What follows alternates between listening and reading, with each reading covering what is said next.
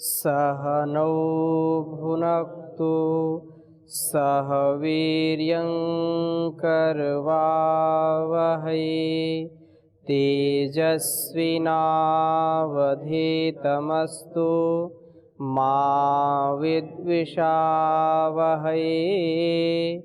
ओम शांति शांति शांति। वैदिक जीवन पद्धति की इस कक्षा में आप सबका हार्दिक स्वागत है, अभिनंदन है। प्रातः जागरण का विषय चल रहा था और प्रातः जागरण के बाद मुख प्रक्षालन करने के बाद हम जल का सेवन करें और जल का सेवन करते ही हमारा जो पेट है वह क्रियाशील हो जाता है। उसमें फिर अगला क्रम आता है शौच का, मल त्याग का। आज दुनिया में जो है सबसे बड़ी समस्या है ये कब्ज की। पेट साफ नहीं होता है, पेट साफ नहीं होता। लोग जो है भोजन भूख लगने के लिए भी गोली खाते हैं, फिर पचने के लिए भी भोजन पच जाए उसके लिए भी गोली खाते हैं, फिर ये निकल जाए उसके लिए भी गोली खाते हैं। निकालने के लिए फिर आधा घंटे नहीं, एक एक घंटे बैठते तो भी पेट साफ नहीं होता। अच्छा, उसका कारण क्या है कि हमने अपनी दिनचर्या इतनी खराब कर ली। शहरों में तो लोग शौचालय में घुस जाते हैं पेपर लेकर के। अब क्या करें, पेट साफ नहीं हो रहा तो वहाँ क्या करेंगे, तो पेपर पढ़ते रहते, पेट साफ करते रहते हैं, वहाँ सुगंध लेते रहते हैं। तो ये बिल्कुल जो है हमारी संस्कृति में कभी नहीं रहा, कभी भी नहीं रहा। लोग जल्दी सोते थे, जल्दी उठते थे और ज़्यादा से ज़्यादा 2-3 मिनट में पेट साफ हो जाता था। फिर उनको दिन में जाने की जरूरत नहीं पड़ती थी। 2 बार शौच के लिए जाते थे और 5 से 6 बार पेशाब के लिए जाते थे। ये एक स्वस्थ व्यक्ति की दिनचर्या होती थी मलमूत्र त्यागने की। लेकिन आज एक चीज बंद हो गई तो खुलती ही नहीं है और दूसरी चीज शुरू हो गई तो बंद ही नहीं होती है। कहने का आशय ये है कि पेशाब के रोगी बहुत हो गए। लोग हर 10-10 मिनट में पेशाब करने जाते हैं, बैठ नहीं पाते हैं। बड़ी जिनको ये बीमारी हो गई उनके दिल से पूछो ये क्या जीवन है। तरसते हैं वो अच्छा जीवन जीने के लिए, स्वस्थ और समृद्ध युक्त जीवन जीने के लिए। और जो पेट है, पेट साफ होने का नाम ही नहीं लेता। 3-3 दिन 4-4 दिन तक शौच ही नहीं जाते लोग। क्यों? निकलता नहीं कुछ। कारण क्या है? हमने अपने पेट को बिल्कुल नरक बना दिया। जो चीज नहीं खानी उसको खा खा करके बिल्कुल इसको असंवेदनशील बना दिया। आंतों का जो कार्य था वह बिल्कुल गड़बड़ा गया क्योंकि हमने इसका ध्यान नहीं दिया। रसना के चक्कर में, जीभ के स्वाद के चक्कर में क्या खाना क्या नहीं खाना, कब खाना, कैसे खाना, क्यों नहीं खाना, इसका ध्यान ही नहीं रखते तो कैसे पेट साफ होगा? जिससे अनेक प्रकार के रोग जो है, भयंकर भयंकर रोग। पेट दुरुस्त तो शरीर तंदुरुस्त। जब पेट ही दुरुस्त नहीं है, पेट ही ठीक नहीं है तो कैसे शरीर स्वस्थ होगा? भोजन के समय भी और शौच के समय भी हम एकाग्र नहीं हो पाते। एकाग्रता यदि होगी तो पेट साफ होगा।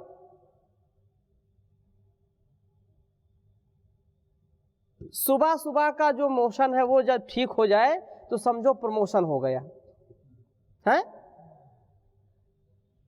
सारे जितने प्रमोशन में जो है आनंद की अनुभूति होती है, वैसे पेट जब सुबह साफ हो जाता है तो वैसा हमारा शरीर बिल्कुल हल्का हो जाता है, मन हल्का हो जाता है। और यदि पेट साफ नहीं है तो दिमाग भी साफ नहीं होगा। बहुत बड़ी ये बात यहाँ पर ऋषि कह रहे हैं चर्चा यहाँ पर जो चल रही है बहुत ही महत्वपूर्ण है, इसलिए जो भी हम समझते हैं, सुनते हैं, जानते हैं, उसको जीने का अभ्यास करें। तो प्रातःकाल जल्दी उठना, रात्रि में जल्दी सोना और जल का सेवन करना। जल के सेवन मात्र से हमारा जो है पेट साफ हो जाता है।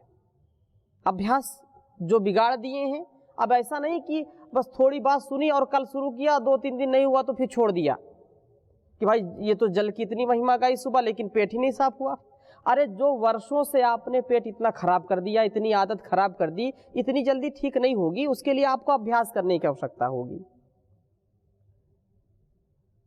तो भोजन की एकाग्रता जैसी होती है, वैसे शौच के समय भी एकाग्रता हो, इस पर भी ध्यान देना चाहिए। शौच के लिए जाएं तो आप बिल्कुल एकाग्र रहें।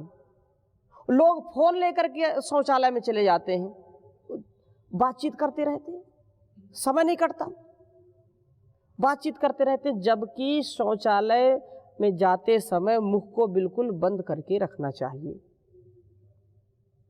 बिल्कुल जो है मुख बंद रहे। और यदि पेट नहीं साफ होता है तो दांतों को, जबड़े को बिल्कुल चिपका के रखें, दबा के रखें। ये कब्ज के लिए बहुत बड़ी औषधि है, बिना पैसे की। दांतों को बिल्कुल जोड़ करके रखें, दांतों को इधर उधर ना करें, बिल्कुल दबा के रखें, तो इससे जो है पेट जल्दी साफ हो जाता है। जिन लोगों को पेट सुबह नहीं साफ होता, पिंडली दबाने से भी पेट जल्दी साफ होता है। पैरों की पिंडलियों को दबाएं। और जो लोग और ग्रसित हैं तो यहाँ ठुड्डी, चिन इसको बोलते हैं, ठुड्डी को भी थोड़ा सा प्रसर दें। ये इससे भी जो है पेट जल्दी साफ होता है। आप तो सब जानते हैं, गुरुकुल में ऐसा कोई विशेष नहीं है, लेकिन बाहर इसकी बड़ी समस्या है। परेशान हैं लोग, हताश हैं। इसी से ब्लड प्रेशर हाई और low blood pressure, high blood pressure और जो है शुगर, अनेक प्रकार के रोग हो जाते हैं। बवासीर जैसी समस्या हो जाती है, क्योंकि पेट साफ नहीं होगा। तो ये यहाँ पर कह रहे हैं कि सभी कालों में जब भी, एक विशेष आपको यहाँ पर संकेत दे रहे हैं ऋषि, इसको आप लिख लीजिए कि कैसे जो है शौच के समय कैसा हमारा व्यवहार रहे।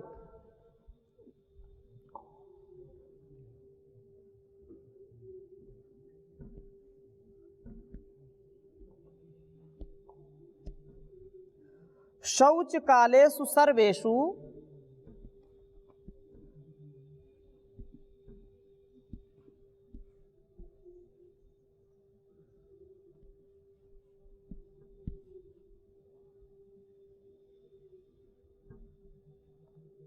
शौच कालेषु सर्वेषु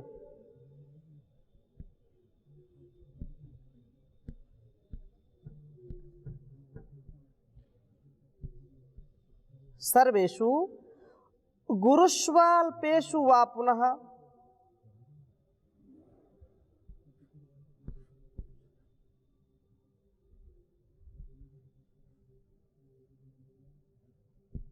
गुरुष्व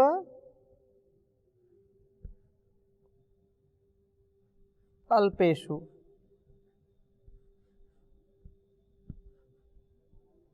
वा पुनः,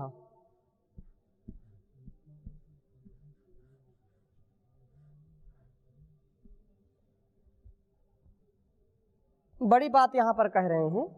हमको ध्यान रखना चाहिए, जब हम इस समस्या से गुजर रहे हों तो न विलंबते शौचार्थम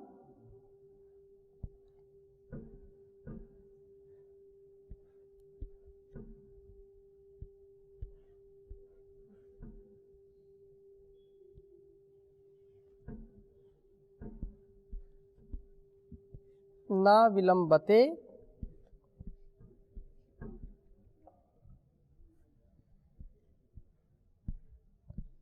शौचार्थम।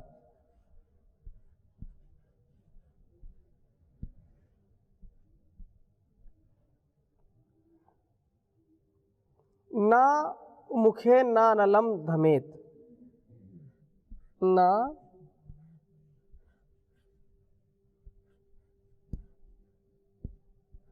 मुखेन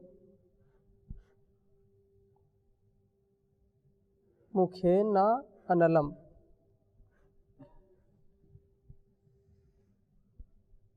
धमेत।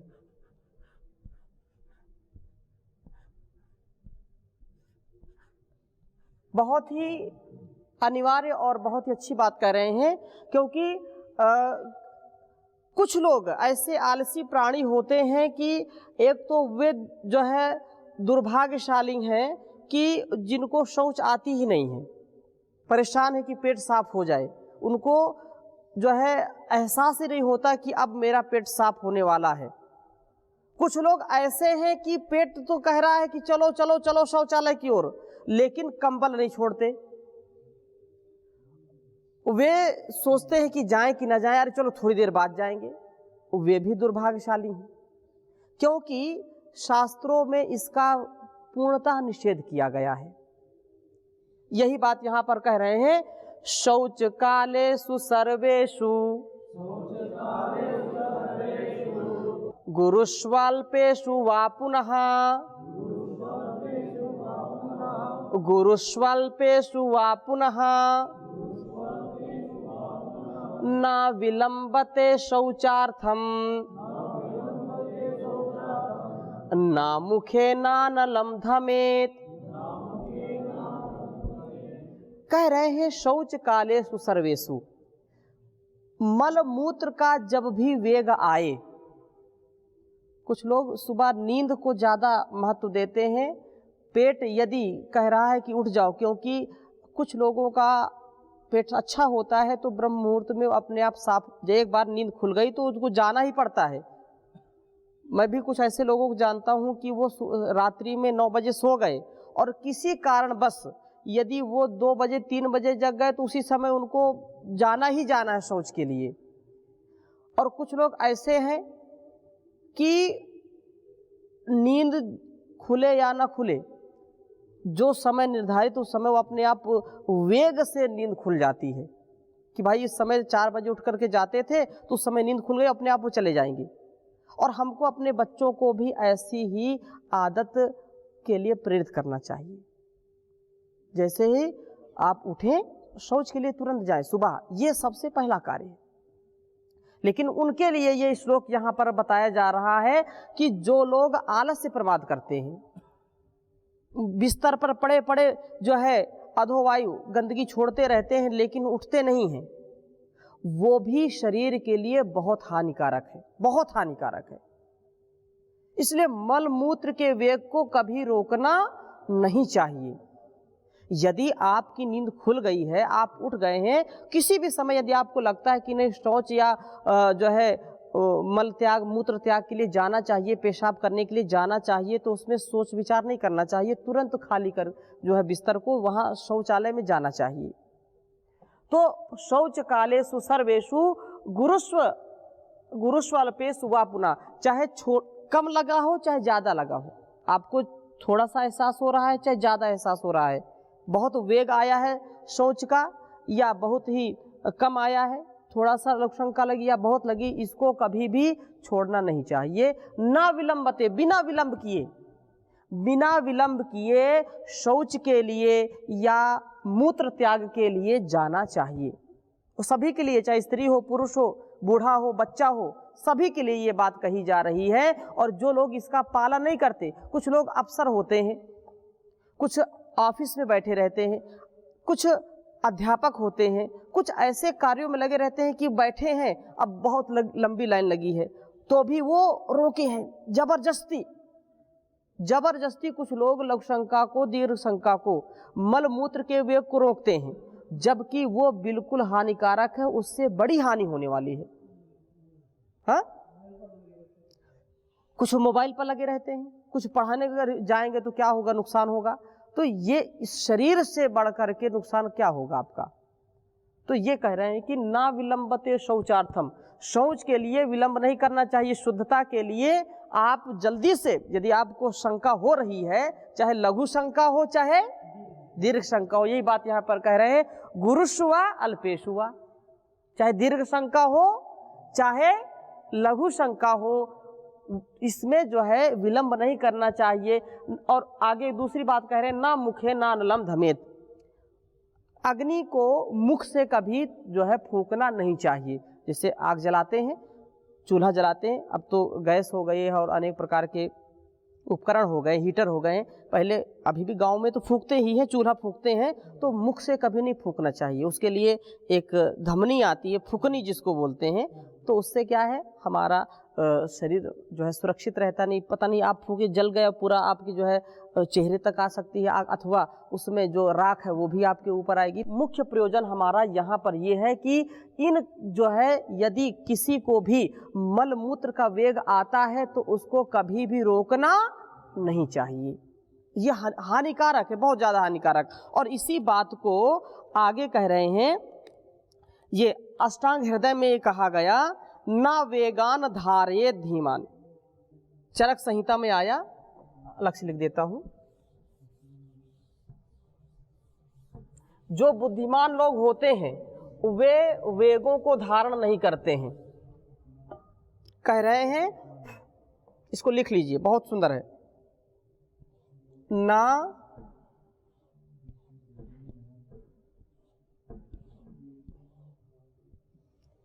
ना वेगान धारये धीमान,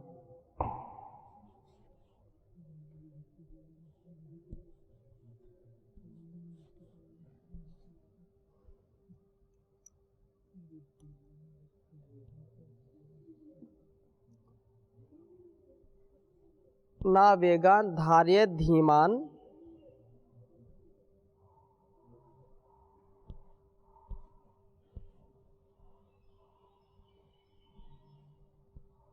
धीमान जातान मूत्र पुरीशयो,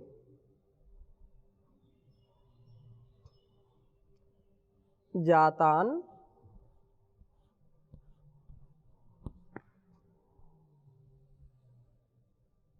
नीचे से लिख लीजिए, ना वेगान धारये धीमान जातान मूत्र पुरीशयो, मूत्र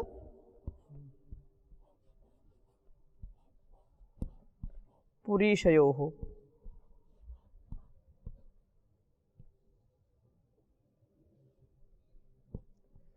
कह रहे हैं, चरक संहिता में आया कि ना वेगान धारये धीमान, जो बुद्धिमान हैं, जो इस चीज को समझते हैं, तो ना वेगान, वेगों को नहीं धारण करना चाहिए बुद्धिमानों को। धीमान जातान मूत्र पुरीशो, ऐसा वेग जो मूत्र मलमूत्र का जो वेग है, मलमूत्र के द्वारा जो जनित वेग है, मलमूत्र का यदि आपको शंका हो रही है, आप जाना चाहते हैं, आपको लगता है कि नहीं जो है पेशाब करने मुझको जाना चाहिए, पेशाब का जो है प्रेशर पड़ रहा है, बल पड़ रहा है, या जो है पुरुषयो हो, मतलब शौच का, आपको शौचालय जाना चाहिए, आपको टॉयलेट जाने की इच्छा हो रही है लेकिन जा नहीं रहे हैं, तो ये बड़ा हानिकारक है। तो ये कह रहे हैं, ना वेगान धारयेत, इन वेगों को धारण नहीं करना चाहिए, इन वेगों को कभी धारण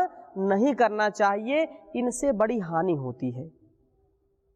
और भी अन्यत्र आया है, मैं और आगे इसकी चर्चा करूंगा संकेत रूप में, क्योंकि यहाँ पर प्रासंगिक है इसलिए बात कर रहा हूं कि मलमूत्र के वेग को कभी रोकना नहीं चाहिए। प्रातः काल तो बिल्कुल नहीं रोकना चाहिए, अन्य समय में भी, चाहे हम कार्यालय में हो, ऑफिस में हो, ड्यूटी में हो, किसी भी स्थिति में हो, इसको तो सरकार भी नहीं रोक सकती, ऐसा बोलते हैं ना, इसके लिए कोई परमिशन की आवश्यकता नहीं है, सरकार भी इसको रोक नहीं सकती। तो मलमूत्र के वेग को रोकना मतलब रोगों को बढ़ाना है। जोड़ों में दर्द होगा, यदि आप इसको धारण कर रहे हैं, आप सिर के रोग से परेशान हो जाएंगे, आंखें आपकी कमजोर हो जाएंगी, आपके जोड़ों में दर्द शुरू हो जाएगा, अंग भंग हो जाएगा, अनेक प्रकार के लकवा के शिकारी हो जाते हैं ये व्यक्ति जो इसको धारण करते हैं। जैसे छींक को या अधोवायु को, गैस बनी है, आप छोड़ना नहीं चाहते, दबा रहे हैं अंदर की ओर, तो वो गैस तो कहीं ना कहीं तो अपना प्रभाव करेगी ही करेगी ना। हाँ, ये है लोकाचार की दृष्टि से। आप सभा में बैठे वही पटाखे जैसे छोड़ने लगे तो गलत बात है। आप सभा से दूर चले जाएं, क्योंकि ये सभी के लिए है। लोकाचार की दृष्टि से हमको सभा का ध्यान रखना चाहिए, तो लेकिन उसको रोकने का कहीं भी विधान नहीं कि सभा में बैठे हो तो उसको रोके रहो जबरदस्ती। ये गलत बात है, आपका शरीर उससे नष्ट होगा। लकवा जैसी बीमारी, चेहरे पर लकवा आ जाएगा, शरीर अंग भंग हो जाएगा। ये छोटे छोटे वेगों को रोकने से, निकलते हुए वीर्य को रोकने से, छींक को रोकने से, आंसुओं को रोकने से। यदि आपको आंसू आ रहे हैं जबरदस्ती यदि रोकने का प्रयास किया तो वो भी ठीक नहीं है। हाँ, कुछ वेगों को रोकना चाहिए, जैसे क्रोध का वेग आ गया तो रोको, काम का वेग आ गया तो रोको, ईर्ष्या द्वेष का वेग आ गया तो रोको। उन वेगों को रोकने से हमारे अंदर धैर्य बढ़ता है, मनुष्यता बढ़ती है, परस्परता समरसता बढ़ती है। ये रोग यदि ऐसा इनको हम रोकेंगे तो फिर इनसे हमारी हानि होती है। एक बात और जो है अष्टांग हृदय में आई, बहुत सुंदर बात है, इसको लिख लीजिए। अष्टांग हृदय में बहुत ही अच्छा ग्रंथ है आयुर्वेद का। ना वेगितो अन्य कार्य स्यात्। अभी जो मैं बात कर रहा था उसी के संदर्भ में है।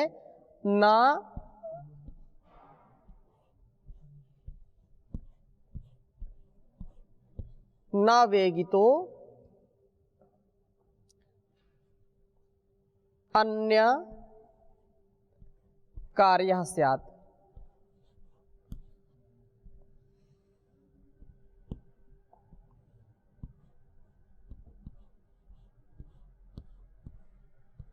यह अष्टांग हृदय का वचन है। ना वेगितो अन्य कार्य स्यात्। लिख लीजिए। कहने का आशय ये है, ना वेगितो, ये अन्य है, अन्य यकार, ये जो व्यक्ति वेग से परेशान है, उसको लघु शंका लगी है, उसको दीर्घ शंका लगी है, शौच जाना चाहता है और या लघु शंका जाना चाहता है, तो यदि वो कोई कितना भी इंपॉर्टेंट कार्य हो उसको छोड़ करके सबसे पहले अपनी शंका का निवारण करना चाहिए। अपनी लघु शंका दीर्घ शंका का पहले समाधान करना चाहिए उसको। और कार्य तो गौण है। हम बहुत देखते हैं कि लोग कार्य भार में इतना परेशान हो जाते हैं कि ये जो हमारी शंकाएं हैं, जो शारीरिक, जो स्वाभाविक मलमूत्र त्यागने का, मलमूत्र विसर्जन करने का जो क्रम है उसको भूल जाते हैं। जब भूल जाते हैं, देखो, एक बार, दो बार, तीन बार, ये कभी जब धीरे धीरे हम इसको अभ्यास में लाने लगते हैं ना, तो फिर ये क्या होते हैं, फिर हमारे अंगों को खराब करता है। फिर वो संवेदनशीलता नहीं रह जाती है। जैसे आपकी आंतें, आपका उदर पेट साफ करने के लिए तैयार है, शौच के लिए तैयार है, बिल्कुल रेडी है, लेकिन आप उसको जबरदस्ती आप प्रेशर दे रहे हो उल्टा, तो फिर वो उल्टा ही काम करेगा, उस शरीर में व्याधि पैदा कर देगा। अनेक प्रकार की व्याधियों से हम ग्रस्त हो जाते हैं। एक बहुत पहले बचपन में मैंने कहावत सुनी थी, पेशाब रोके योगी, टट्टी रोके भोगी। पेशाब रोके योगी का मतलब ये है कि अपने वीर की रक्षा करना, ब्रह्मचर्य की रक्षा करना योगी का काम है। वो उसका जो है उस वेग को रोके। जैसे मैंने कहा, काम के वेग को रोकना चाहिए है, इंद्रियों के जो है इंद्रियों के विषयों के प्रति जो आसक्ति उसको रोकना चाहिए, तो उससे वो जितेंद्रिय होगा। और जो जबरदस्ती टट्टी को रोकेगा पेट के अंदर, वो भोग जो है वो परेशान होगा, रोगी हो जाएगा, वो उसको रोग से कोई बचा नहीं सकता है। इसी के प्रसंग में दो बातें और मैं जोड़ देता हूं कि ना वेगितो अन्य कार्य स्यात्, कि यदि वेग लगा है तो उसको कोई कार्य नहीं करना चाहिए, सबसे पहले इसका निवारण करना चाहिए। यदि किसी को लगता है, जैसे पहले वाले श्लोक में बताया कि चाहे वो अल्प हो चाहे गुरु हो, चाहे दीर्घ शंका हो या लघु शंका हो, उसको रोकना नहीं चाहिए। अच्छा, फिर ये कहा कुछ लोग ऐसे होते हैं कि आज सायंकाल या मध्याह्न काल भोजन करूं या ना करूं, जैसे कभी तो लघु शंका करने जाऊं कि ना जाऊं, पेशाब करने जाऊं कि ना जाऊं, मूत्र त्यागने जाऊं कि ना जाऊं। यदि ऐसी बात मन में आने लगे, यदि ऐसी बात आए कि जो है आज खाऊं या ना खाऊं, तो खाऊं या ना खाऊं तो बाद वाली बात मान लो कि ना खाऊं। किसी विषय की भोगने की इच्छा है, खाने की इच्छा है, और दो विकल्प हमारे मन में उठ रहे हैं कि इसको खाऊं या ना खाऊं, तो ना खाएं तो आपके लिए हितकर है। कार्य के विषय में कि कार्य करूं या ना करूं, कोई भी अच्छा कार्य है, कभी आलस्य आता है शरीर में, तो कार्य करूं या ना करूं, तो कार्य को जरूर करना चाहिए, उसको डिले नहीं करना चाहिए, उसको ऐसे छोड़ना नहीं चाहिए।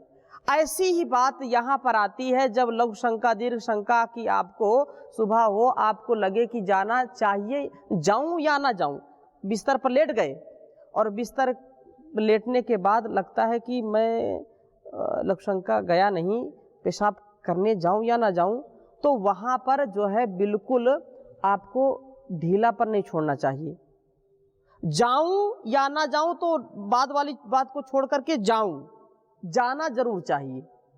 इसके विषय में आपको शास्त्र में जो लिखा है, जो ऋषियों ने आयुर्वेद ग्रंथ में लिखा है, इसकी चर्चा हम अगले सत्र में करेंगे।